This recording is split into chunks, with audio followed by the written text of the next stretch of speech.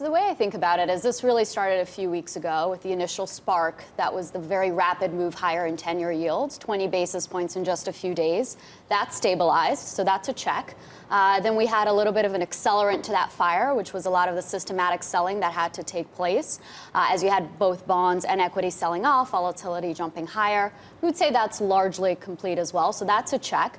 But then you're supposed to be left with really your fire extinguisher that are fundamentals, that are earnings.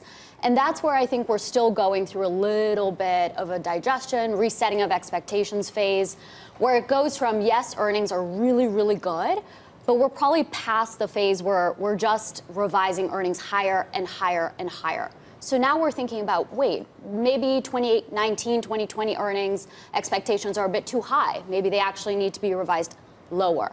And that's about being later cycle, having higher cost pressures, and that's about some of the tariff impact that needs to be estimated better. All right. Keith, you are head of equity trading, or U.S. equity strategy at UBS.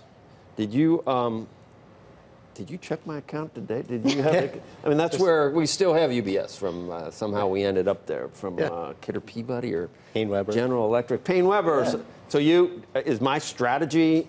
I don't control it. I think you're good at UBS. Is it on track? I mean, given am I down the last couple of days? We're probably down. To Gabriela's point, I mean, you've had no safety here in October where bonds are down, equities are down, and I think that's been exacerbating some of the selling from the multi-asset community as well. I think are we good from an equity perspective is now a good time to buy. You're talking about earnings up 22% this year. The market's up 2%. Yeah. That is a bear market. You've had a derating that's in line with what we saw in 2015 and 16. We hit a level and a multiple yesterday that we hadn't hit since the depths of January 2016 when earnings hadn't grown for 18 months. We had a dollar shock. That's interesting. And we had an oil shock. Yeah. And you were talking about Caterpillar. I looked at the multiple today coming in the morning. You're in low double digits. So are you calling that a buy or? I think so. I mean, we were calling for softness in October on the back of pricing in some of these risks. 25% tariffs is a cost shock. It's going to work its way through. I think some of the commentary from companies acknowledge that they're trying to find other sourcing. This is a temporary issue. It's an impact, but I think a lot is priced at this stage. A lot is priced at this stage, assuming that it is temporary. Assuming it is temporary, yeah. Right. I mean, that's the key, because we've heard from some manufacturers, including Brooks Running, who was here, who said they are looking to move out of China because they think it's going to be a long-term issue. And that's the case with a lot of manufacturers there. Right. So at the lows yesterday, Santoli, what are we in the S&P from the highs? About 8. Yeah.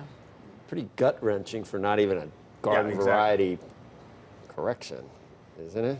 And I think we kind of have to set our expectations for this kind of volatility for the rest of the cycle. That's our belief, right? Last year's low volatility is unlikely to come back next year.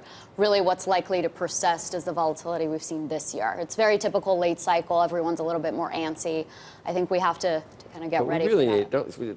I don't want us to calm down because then the market has to do more to shake the complacency. But you just go back to that election in 2016. If someone had told you you're going to be correcting 8% from 27,000 on the Dow, they would have said you're out of your mind, that there's no way that's going to happen. So it's amazing the way the market works, and it always tries to shake as many people off as it can. But these point changes, percentage-wise, aren't.